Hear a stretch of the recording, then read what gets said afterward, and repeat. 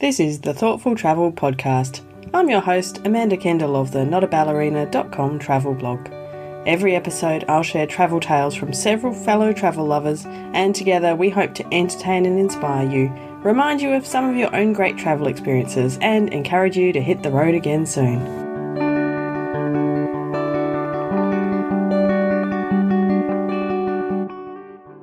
Hello and welcome to a special episode of the Thoughtful Travel Podcast. In fact, this is our first Thoughtful Travellers Book Club episode. It's for our book club read of January 2020. We all read Alain de Botton's The Art of Travel.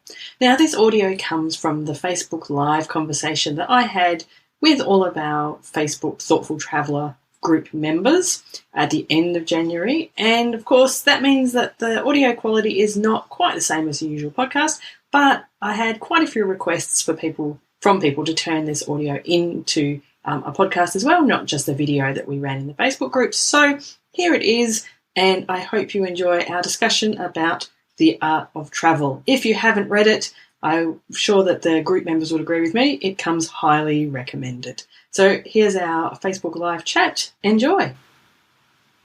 Today, it is The Art of Travel, one of my very favourite travel books ever, which I first read not that long after it came out. I think this is one of the early editions, if I remember correctly. It's been funny to see everyone's got different editions and lots of really cool covers. I like that. Anyway, to start off today, I've got lots of bits of paper down here. I've got paper and my book and the book, and I'm trying to be organised about it. We've got so many things to say and so many things I've heard already from people in the group. So anyway, what we're going to do is first of all, I'm going to talk about some of the things that you guys have posted about. Oh, hello, Kim. Kim's here from Vietnam too. Just got there, haven't you? Did not read the book, but just wanted to see your face. You are absolutely welcome. Cham from Phnom Penh in Cambodia, hello. Pam from Bustleton, Helen from Perth. Ah, look, Kath from Frio.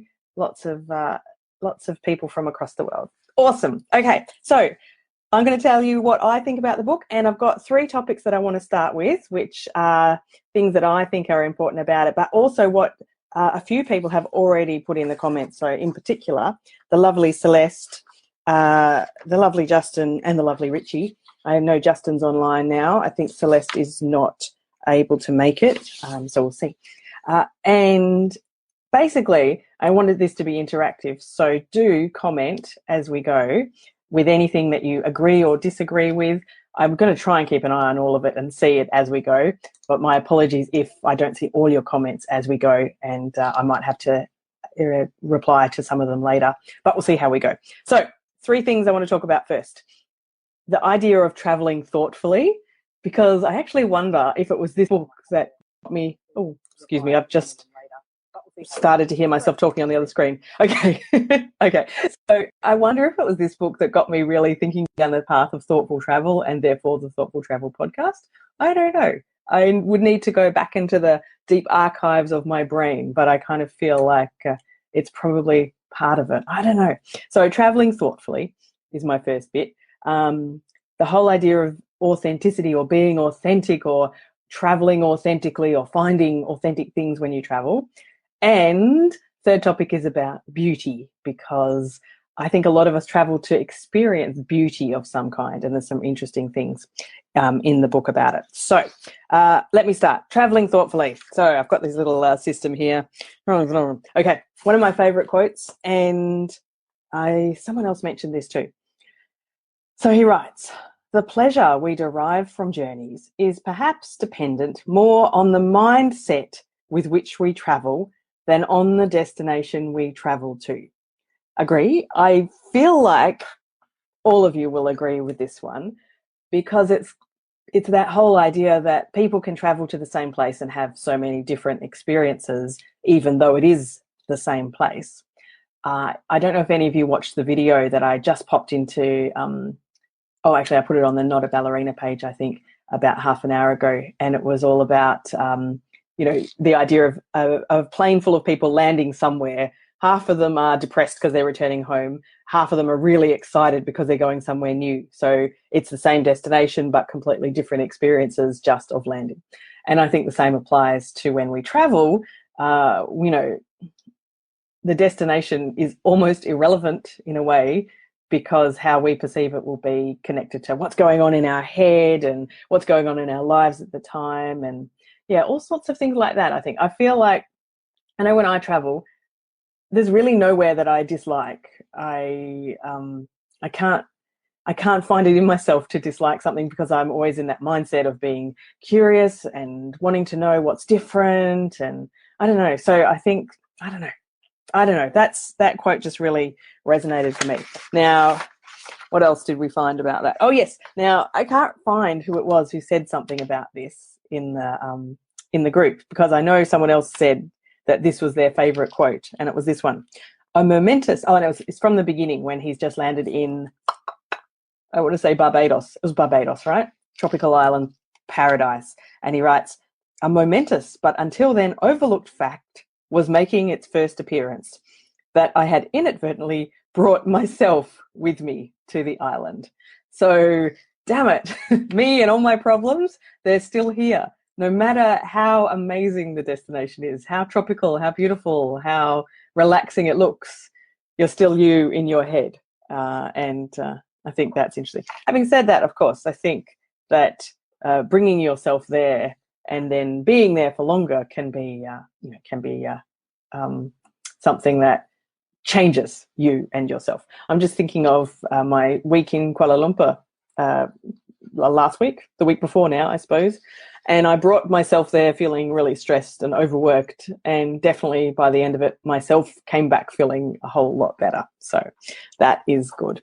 Got too many bits of paper, but that's life. Now, I just want to mention one more bit that Celeste pointed out along this whole lines as well about being thoughtful when we travel. And she said, she quoted, she liked this bit, "It is not necessarily at home that we best encounter our true selves. The furniture insists that we cannot change because it does not. The domestic setting keeps us tethered to the person we are in ordinary life, who may not be who we essentially are." And then related, we may value foreign elements not only because they are new, but because they seem to accord more faithfully with our identity and commitments than anything our homeland can provide. So I have a question, and I'd like to see your comments. Do you think when you're traveling, do you feel that you are more able to think deeply about you? Do you feel that you are able to be more true to yourself, or at least you maybe identify more things about, I always often feel that when I am traveling, that's when I learn about something I want to change in my life, or something that's not quite right, or, that kind of thing, which is really hard to do at home. As that quote says, the furniture insists that we cannot change because it does not. So you're kind of stuck there with that. So, there you go. Kath has just said she considers travel to be an opportunity for some personal reinvention. Spot on, Kath. That's what I'm trying to say. And I think often the destination for that doesn't matter. It's that opening up of space in your life, or the opening up of your mind by seeing things that are different to home, or just being away from home. Simple, like it doesn't matter where you are away from home and away from normal life. So, yeah. And Kim says, yes, no question about it. And Kim, you would know because you have been traveling nonstop for some time now. Kath says, we're drawn to aspects of other places and cultures that resonate with us in ways our home might not. That is brilliant. I absolutely agree. I immediately think of when I was in Copenhagen last year, and that also connected to our next month's book, or this month's book, The Year of Living Danishly. But there was a lot of things about the Danish way of life that I was really drawn to, and definitely resonated with me more than things that are the way they are back here in Australia. So I will we'll talk about that more when we talk about the Year of Living Danishly. And Pam says, I think being out of our normal environment and routine absolutely allows reflection and change. It really does, doesn't it? I think it's really important when we travel to make sure we build in time for that as well. That's that whole kind of, rush, bus tour or something. where, or maybe a bus tour is okay, you might have time on the bus, but a rush, non-slow travel, we've got to see all the sights, is all well and good, but it doesn't give you time for that reflection. So I think, and I know Pam, who said this, I know that Pam is a very avid journaler, and I'm sure that when you're traveling, Pam, that the journaling is a really big part of it. Actually, we circle back to that later. So, yeah, awesome. Let me just consult my notes. Oh, okay, one more bit connected to that whole being thoughtful when you travel. There was a chapter, I didn't write down the chapter numbers. It's page 59 in my edition. Next time I'll write down the chapter numbers. That would have been much more useful, but you live and learn. When he talks about long trips like train travel and stuff. I absolutely love train travel. My favourite way to get around. I wish I could travel by train everywhere. Anyway, he wrote something I thought very appropriate. At the end of hours of train dreaming, we may feel we have been returned to ourselves. I feel like that's, I don't know. That is, brought back into contact with emotions and ideas of importance to us. So I think that's kind of explains that again. Kirsten says, it happens on a deeper level for me when I travel on my own. Yeah. Who agrees with that? That solo travel lets you connect with all of this, personal reflection and change in a better way.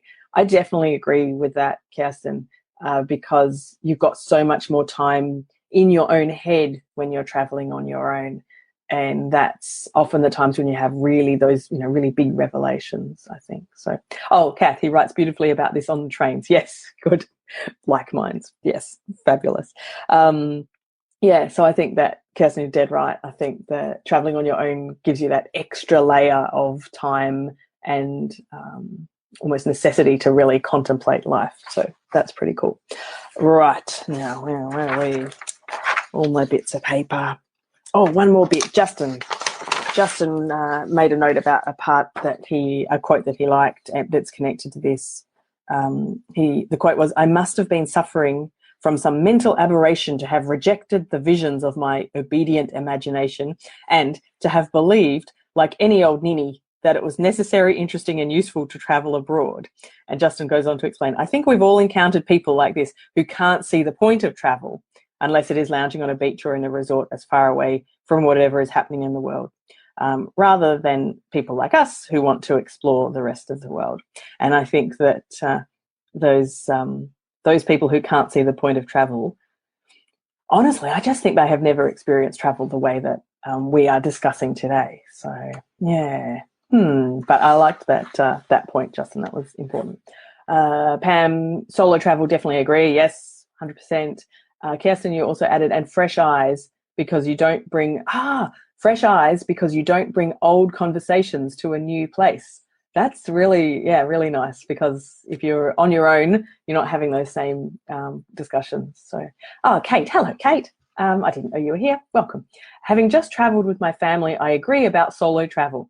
Just gives a bit more mind space to reflect. I love travelling with my kids, but they keep you busy. 100%. Yes, that's true. I have to say, in the early days when I travelled with my son, when he was younger, I had really beautiful kind of contemplation time in the evenings, because he would go to bed at maybe 7 o'clock or even earlier when he was little, and I would have a couple of hours of being trapped in apartment or hotel or wherever we were staying, and I could do lots of this great contemplation. And now, kind of annoying, because he just goes to bed the same time that I do, or I'm the one who's tired and he's like, I don't need to go to bed, and so I go to bed first. So it's a bit of a shame. Justin says, it's like not trying a food and saying you don't like that food. Yes, absolutely. One of my pet hates. Yes. And gets worse when people are traveling, I think. All right. Now, the next topic that I wanted to cover was about being authentic. And where's my number one bit? Oh, yeah, Richie posted in the group about one of his favourite bits of the book, where he writes, "In one street lined with uniform apartment buildings, I stopped by a red front door and felt an intense longing to spend the rest of my life there." You might remember that was when he was visiting Amsterdam. And so Richie wrote a simple sentence, but this whole chapter 3 really struck a chord with me. "I often find the most fascinating part of any journey is to be aimlessly wandering through places with no aim in order to try and see real, everyday, authentic life. Because it is different to our norm, it feels a world away from what we know. It's easy to get sucked into Googling, Instagramming, etc. And no doubt they can offer some fantastic ideas so quickly, but nothing beats the joy of slowly bumbling around a place under your own steam and finding true authenticity. 100% agree. You might have seen my quote of the week on Instagram this week was, I don't know if I can get it exactly right, but it was about intentionally getting lost, like going to a new destination and just trying to get lost, like going wandering with no intention of going anywhere particular, not looking at a map, just wandering. And I think that that's a really useful way to find some authenticity. Now, Celeste gave some interesting input after reading about that part as well. And so she said, I used to work in the New Orleans French Quarter. Now I constantly rant about people only going to the French Quarter, nowhere else, and thinking they saw New Orleans. It's just one neighborhood. But conversely, my life working in the French Quarter wasn't inauthentic. I didn't suddenly become authentic when I went home after work. All of life is authentic. So a lot to unpack in there. I think that's a really, really interesting point. I like that a lot.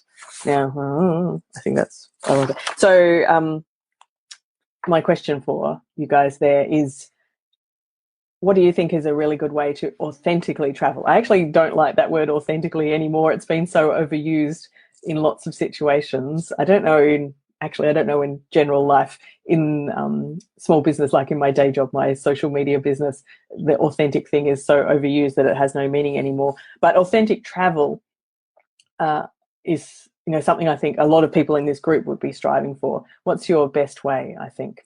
Now, Katha said, my grandmother used to love to look at houses that were for sale whenever she travelled. I remember the way she would go immediately into creating an imaginary new life in a place she had just arrived in. That is really cool. I love that. I often do look in real estate windows when I'm traveling. Partly my mum was a real estate agent, so I'm kind of drawn to that industry, I think. But it's really interesting to see, what's normal in a place. How big is a place? What's the selling points? You can learn a lot from looking at houses that are for sale. And I love the idea of just imagining having this whole life there. I've nearly moved. I've in my head moved to Tasmania 3 times by doing exactly that. Every time I go to Tasmania, that's where I'm looking at the real estate windows. So one day I'll probably do it.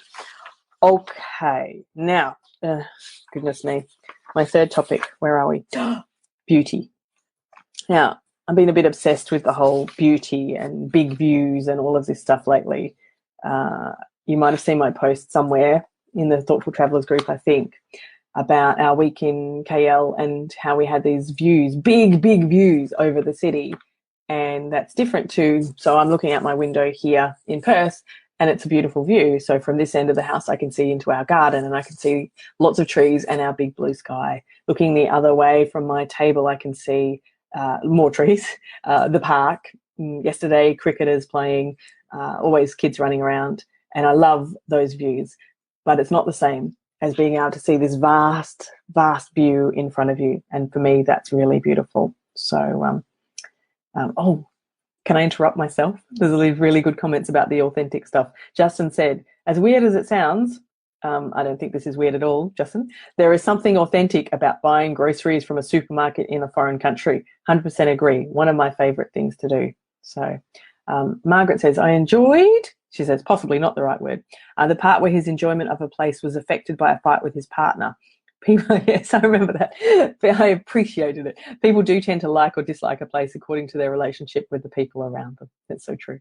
Kirsten says, I once arrived in Shanghai on a ship. I went to the market to buy a red plastic bucket to wash my smalls.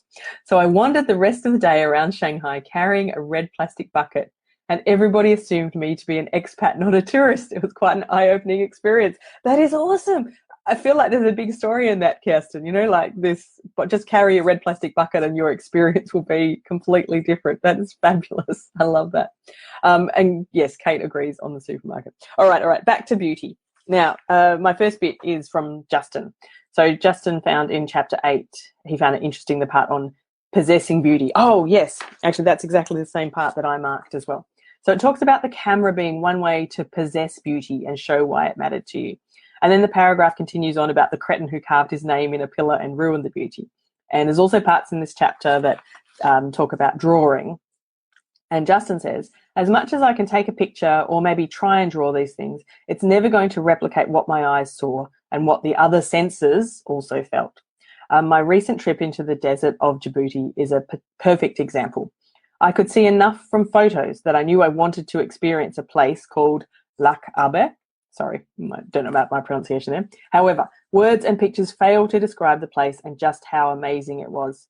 And I also know the only people who could even understand this are those who also travel. Yeah, absolutely. Sometimes there is no medium that can convey how you feel when you are looking at such an amazing place. There was a little bit more in that chapter that Justin mentioned that I just wanted to refer to as well, because I was really taken by what he wrote about the complex factors that contribute to beauty. So I'll try and summarize. So firstly, what beauty is I'll just read it. A complex number of factors that affect the mind psychologically and visually. And secondly, that humans have an innate tendency to respond to beauty. And we do. If you're at a beautiful place, just listen to the people around you. And, if you turn a corner and you can see something amazing, you hear all of these exclamations that they come out naturally, don't they? It's just impossible to suppress them. And respond to beauty and the desire to possess it. I never really thought about it from this perspective, but we do want to take some possession of this beauty. We want to hold on to it somehow. Thirdly, that there are many lower expressions of this desire for possession, which is the carving names in the pillar and photographs. That's not so bad. And also buying souvenirs. So it was interesting to think about buying souvenirs as a thing we want to do to possess beauty. Fourthly, that there's only one way to possess beauty properly, and that is through understanding it, through making ourselves conscious of the psychological and visual factors responsible. And he writes that the most effective way of pursuing this conscious understanding is by attempting to describe beautiful places through art, through writing or drawing them, irrespective of whether we happen to have any talent for doing so. So I think this is so important. And some of you, I think, have probably been involved with my travel journal school in the past, where we talk more about, capturing things in our travel journals and, writing it. And it's the same thing. It's not for public consumption. It's for you to try and remember that. And we also discussed over the week in the group about drawing. And I, for one, definitely have really no drawing talent. I accept that. But I will still, especially thanks to the influence of my son, who does have a drawing talent and is happy to sit with me and do this, I'll often try and draw things that I see when I travel, because I know that the act of sitting there and observing it to the point where you can draw it is just so much more detailed and so much more memorable than just having a look at it. And I don't know, it'd be interesting to see what the rest of you think about this. I'm very much a words person in life. Like, if you ask me, I don't know, after we've been on a walk, what color was blah, blah, blah, no idea. I don't have like that. I don't really have a big visual memory of things. I don't notice that. I probably definitely have, could tell you a conversation that I overheard as we walked past someone, or, things like that. But visually, I try to train myself to be better, but it's not sort of the things that I notice best. Definitely a words person innately at heart. But that whole power of sitting down and looking at the detail in things, I find fascinating. So I try to do that more. And I think having read this passage from this book makes me even more determined to do that more often. So I think that that's a really important part of kind of that capturing beauty part. Now I think we're right. Yep. Now let me just have a look at what comments we've got in here. So, Kirsten, on the red bucket. Yes, the thought of repeating it in other places just for fun. And Kath, I agree. There's a blog in that, Travels with a Red Bucket. I agree. That's exactly what I was thinking. So anyone have any other thoughts on the beauty idea? And I'd love to know, how do you try and possess beauty? So whether it's photographs, I guess we probably all take photographs, souvenirs, journaling, sketching or drawing. What's your favorite way, or your preferred way perhaps, to try and possess beauty. I feel like possess kind of has some negative overtones with it, but I don't know, to own beauty, to retain beauty maybe is better, because I don't think we're possessing it to the exclusion of other people being able to have it. One thing that it made me think of as well is that I tend to take photographs not very thoughtfully. Sometimes I'll just have my social media cap on and think, oh, I've got to take some pictures, got to share them, blah, blah, blah. And that's not a really good way to approach it. And thinking about this has made me think I'm going to be more mindful of it. I think also, of course, the digital camera / smartphone era has been a bit responsible for that. Back in the day when, if you used a film camera, and so you would have a much more limited number of photos you'd take a lot more effort in composing that picture and thoughtfully choosing what you want to depict. And I think that, technology has sadly made that a bit too easy for us to have just hundreds of pictures, and that's a shame. So that's something I would like to do more thoughtfully. And I sometimes remember to think about it. It's hard to think about all these things all the time. Kate says, the act of close observation through any art form deepens the experience. 100% agree with that, Kate. Absolutely true. All right. Any other? I hope I'm not missing any. I can't see any other comments on beauty, but thank you for those thoughts. All right. Now, we only have a couple of minutes left, but any other last thoughts that you have? I'm curious to know, did you like the book? What will you remember most from it? And would you recommend it to others? So, quick comment on whether you liked it and whether anything that you think you will remember the most from it would be really interesting.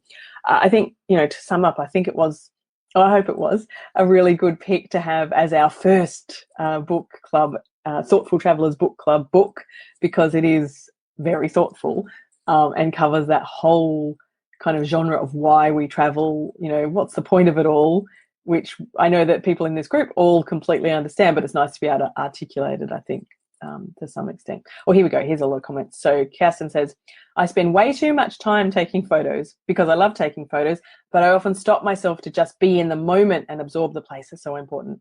This has ultimately led me to give up travel writing as a career because I found it too stressful to absorb and treasure a new location, and at the same time to be thinking about the articles I would write and how to post on social media, etc. Really important and good point, Kirsten. It's something I'm quite mindful of as well. So that's, very important. Justin says, I think if you can describe or draw something, you've probably spent time immersing yourself in the location. Yes. That said, I think many photographers do also, because they are thinking about how the light is falling on their subject. Yes. Oh, absolutely. So yes, I should make that distinction when I talk about, digital photography and it's all too easy. But yes, if you are a more knowledgeable professional photographer, I think that they are making a lot of observations and noticing things. So I think you're quite right. Kath says, I do journaling, video and photos to retain beauty. But my most common disappointment is that I haven't recorded or focused enough on the mundane and everyday. Oh, good point, Kath. So sometimes the big beauties draw our attention away from things that have the greatest impact on us. Very true. Good point. Something to bear in mind. I'm going to have to make a blog post out of all these pearls of wisdom, and so we can all have it. Margaret's very nice suggestion here. Standing in one place and looking around 360 degrees to find the best photo opportunity. That is so smart. Often I find myself, I'm just in a crowd of people, we're all taking photo of the same thing. But yeah, you're right. What if you just stood there and looked all around? What's the best image? You'd even see so much more. Yeah, that's brilliant. Awesome. Okay, that is fabulous. Where are we? I've got my notes. Yes. Thank you so much for being part of the very first chat for the Thoughtful Travellers Book Club. I'm so excited about this book club because it makes me read the stuff I really want to read. Like, I have been wanting to reread this book for a couple of years at least, especially since I started the podcast. I thought, oh, this is great. I remember this was such a great book. I must reread it. So thank you, all of you, for helping me to reread this. And, of course, we'll have, lots of other fantastic books to read throughout the year. So I hope you enjoyed that. And, of course, we have our February book, The Year of Living Danishly, Uncovering the Secrets of the World's Happiest Country, by Helen Russell.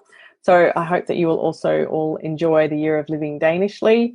As I said somewhere, I have already read this, but it was pre my trip to Denmark last year, and I have been meaning to reread it. So I was actually kind of pleased when it got voted in as the top book for our February pick, because I can't wait to reread it, having had that experience in Denmark. And I know that some things I already remembered from there were really telling. I always think of the thing about Danes are it's very common to have dissections in zoos or things like that are dissections of animals. And on my very first morning in Denmark, we went to an aquarium and they dissected a squid, and in front of everyone, and explained it. And I don't know if I've ever seen that in a zoo or aquarium in Australia, but Helen Russell told me that would happen, and Helen Russell was right.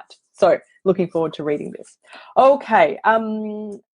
If you're watching later, or in fact, I'm going to do the same thing, please feel free to add to the comments and interact, because there's lots of really good discussion going on here. But otherwise, that's it, over and out for The Art of Travel. Thank you very much, everyone, for hopping on to this live video. So exciting to have people from all different parts of the world here. Very, very cool.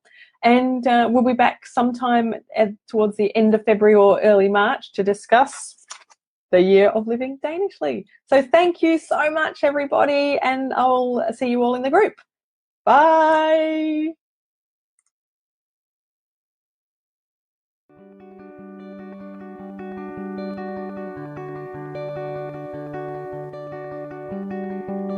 This has been another episode of the Thoughtful Travel Podcast. Show notes and other information are at notaballerina.com/podcast.